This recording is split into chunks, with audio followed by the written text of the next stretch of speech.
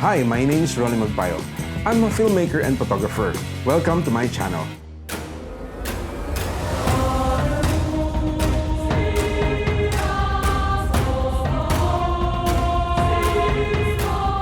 In this video, I'm going to unbox the LaCie Portable SSD.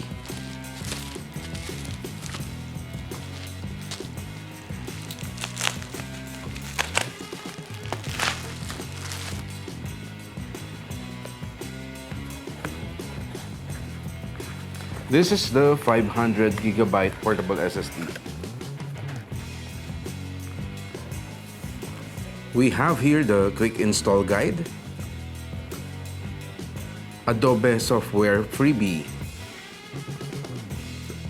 data recovery services, and this is the LaCie 500GB SSD.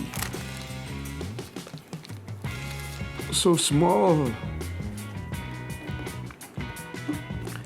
We have here the USB-C cable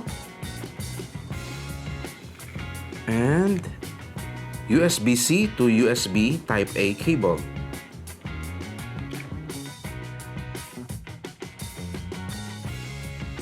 Eight centimeters by 9.5 centimeters. Let's compare this to the LaCie Rugged Mini. This is half a terabyte or 500 gigabytes. The 500GB SSD is much smaller in capacity than these two. But the SSDs are known to be more durable than this type of hard drives because it doesn't have moving parts. It's compatible with USB 3 or USB-C and also with Thunderbolt 3. System requirements, you can use it with Mac and Windows.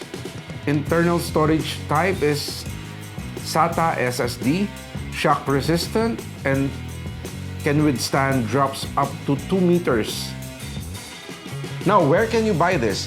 You can buy this from Insal Marketing in Quezon City or from Abacus Computers in Green Hills. I will put the contact details in the description below.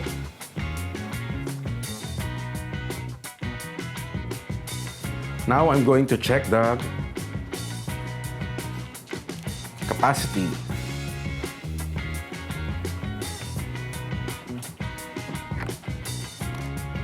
Do you want to use the SSD to back up with Time Machine? Don't decide later. Don't use.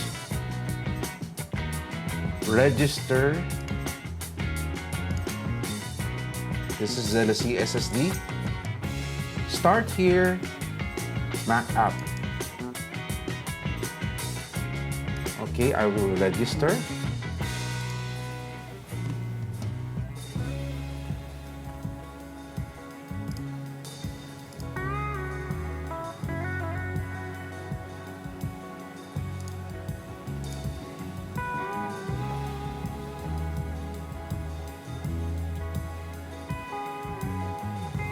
Okay, updating toolkit. Okay, LaCie SSD formatted expat. Okay.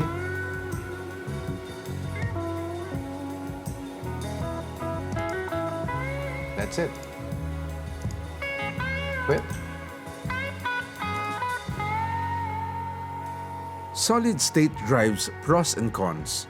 Pros: faster read and write speed, more energy efficient, tougher than HDD, noise-free operations, more compact than HDD. Cons: more expensive than HDD, smaller base storage capacity, less available, and less program erase cycles.